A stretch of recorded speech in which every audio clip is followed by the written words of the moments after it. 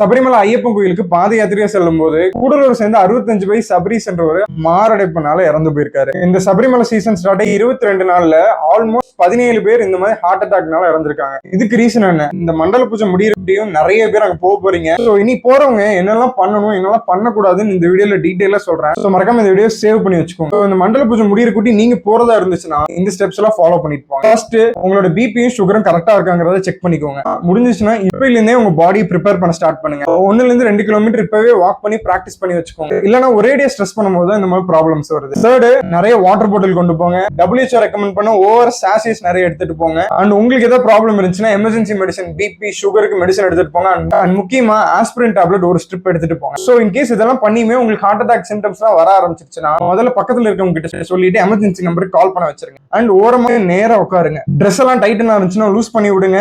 Already heart attack ஏதாவது tablet எடுத்துட்டு இருந்ததுன்னா உடனே அதை போடுங்க. முக்கியமா ஆஸ்பிரின் டேப்லெட் 5 நிமிஷத்துல சூ பண்ணி சாப்பிடுங்க. அது உங்களுக்கு டெம்பரரி ஹார்ட் அட்டாக்ல இருந்து பிரிவென்ட் பண்ணும். முடிஞ்ச அளவுக்கு இந்த பிரிகாஷன் மெஷர்ஸோட சபரிமலைக்கு போங்க. ஏன்னா இந்த வருஷம் கூட்டம் ரொம்ப அதிகமா இருக்குன்றாங்க. இந்த வீடியோ உங்களுக்கு யூஸ்ஃபுல்லா இருந்துச்சுன்னா ஒரு ஃபாலோ மட்டும் பண்ணிட்டு இனி கொஞ்ச நாள்ல சபரிமலையில் நடக்கிற மண்டல பூஜைக்கு போற உங்க ஃப்ரெண்ட்ஸ் அண்ட் ஃபேமிலிக்கு இந்த வீடியோ ஷேர் பண்ணுங்க. இது கண்டிப்பா ஒரு லைஃப் சேவிங்.